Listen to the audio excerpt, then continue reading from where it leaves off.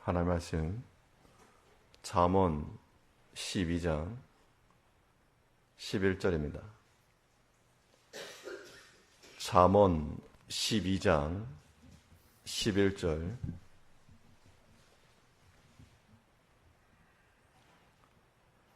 자기의 토지를 경작하는 자는 먹을 것이 많거니와 방탕한 것을 따르는 자는 지혜가 없느니라.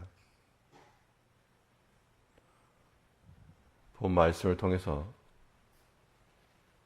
지혜의 발생이라는 제목으로 하나님의 말씀을 증거하겠습니다.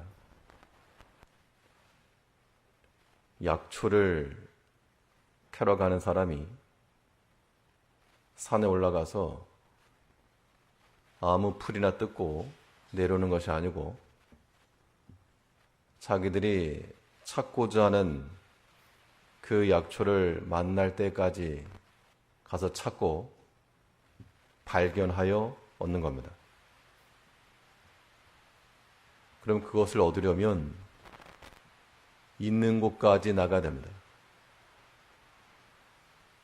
추수의 기쁨을 얻으려면 열매가 있는 곳에 이르러야 하는 것처럼 우리 성도의 삶에 있어서도 우리가 이 지혜로운 삶을 살려면 지혜가 있는 곳까지 나가 얻어야 됩니다.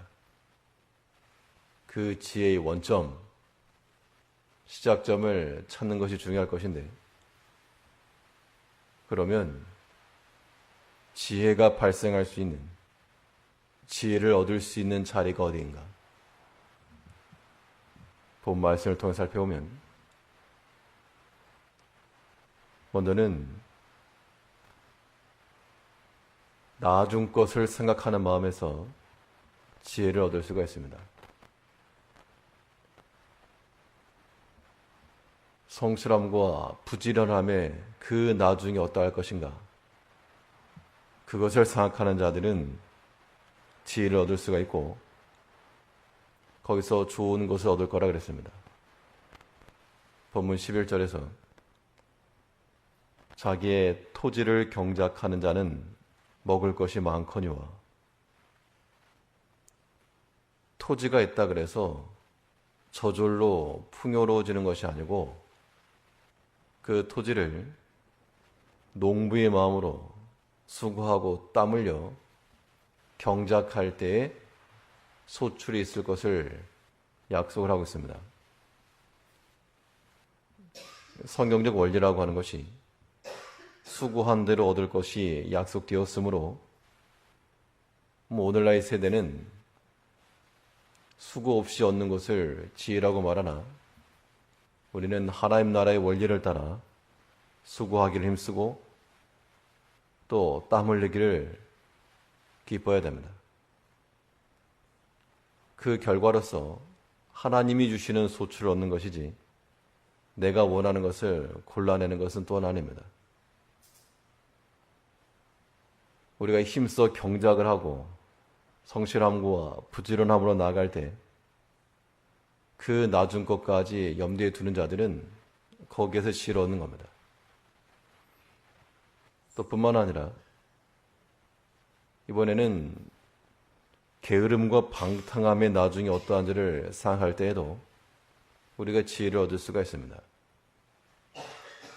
사람이 지금 당장은 수고로운 땀보다 이 방탕의 미혹에 빠지기 쉽지만, 그러나 그 나중까지 생각할 수 있는 자들은 이 게으름과 방탕 앞에서도 멈출 수가 있다는 겁니다.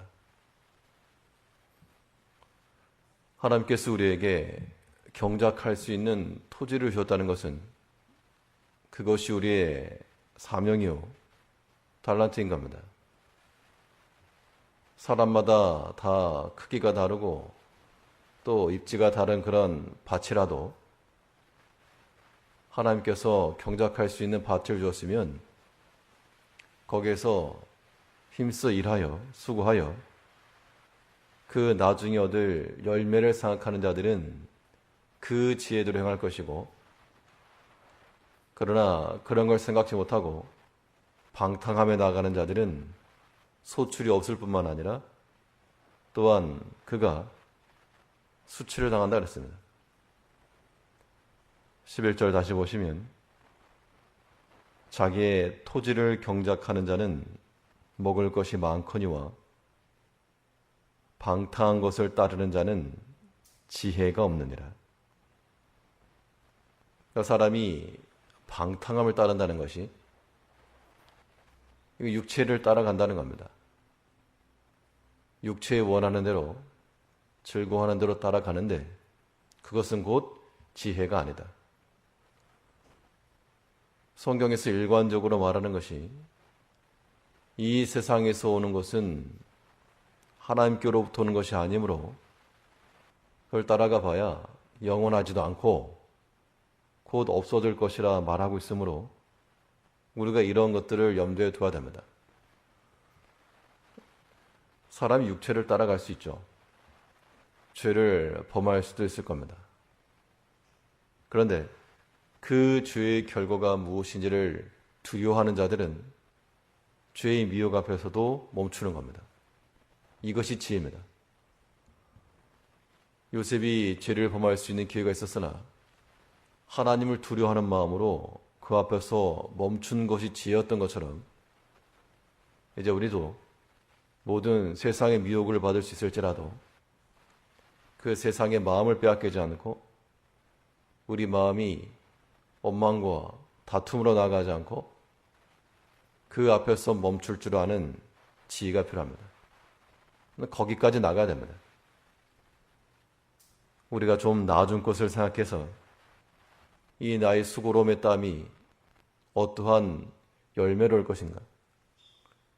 이 방탕함의 끝이 또한 나를 어디로 인도할 것인가?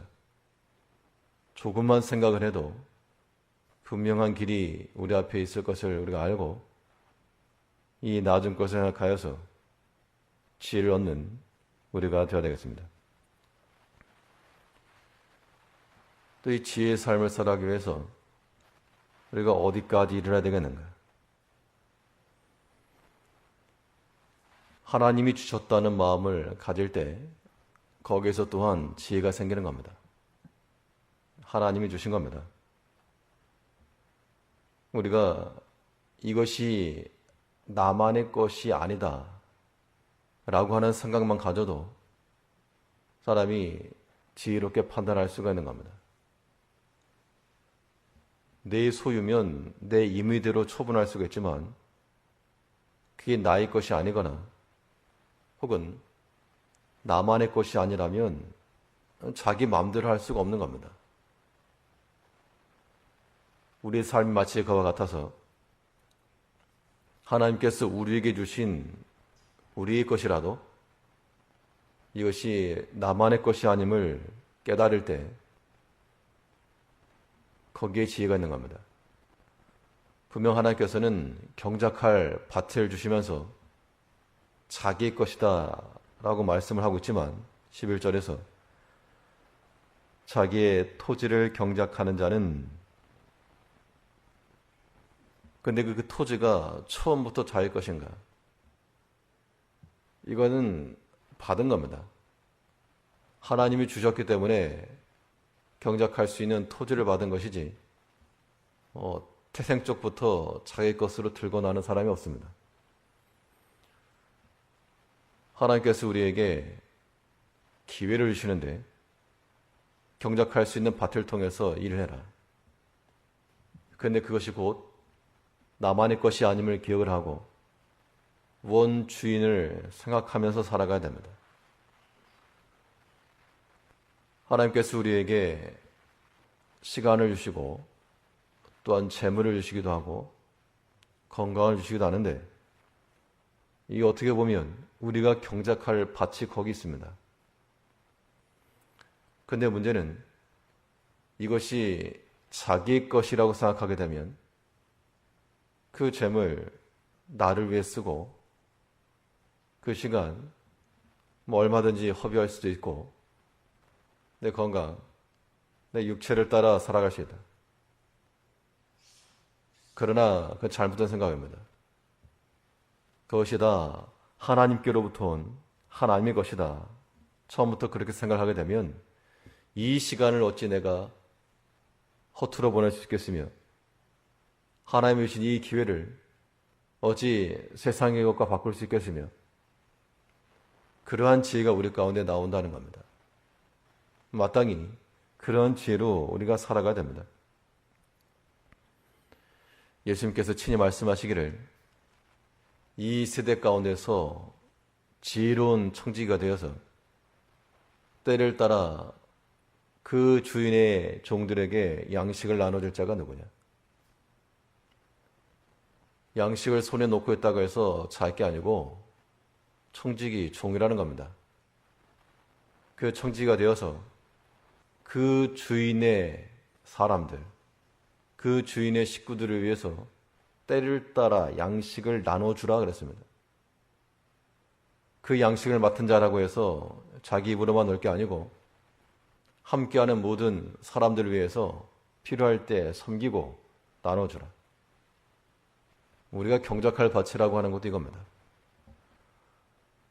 하나님께서 우리에게 주신 모든 것을 가지고 그것을 자기 입으로 넣는 자가 되지 않고 지혜로운 종이 되어서 그 집 종들에게 때를 따라 베풀어 줄 아는 그런 지혜가 우리 가운데 필요한 겁니다.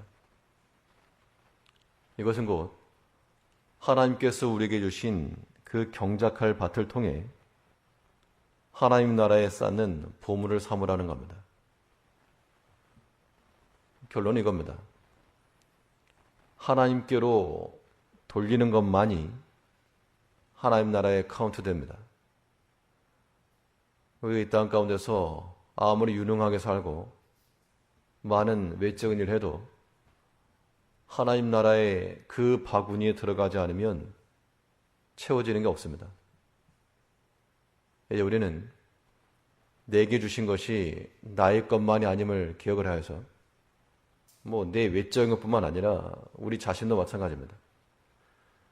나 자신마저도 하나님의 것임을 알고 하나님께 드리고자 하는 그 마음을 가질 때 그 마음이 곧 지혜인 겁니다. 이제 우리가 좀 나중의 것을 생각할 줄 아는 마음으로 성실함과 부지런함으로 육체의 방탕 앞에서는 멈추며 하나님의 것인 줄 알고 하나님께로 온전히 돌려드리고자 하는 그 지혜로운 마음을 가지고 살아가는 하나님의 백성들 되시기 바라겠습니다. 기도하겠습니다.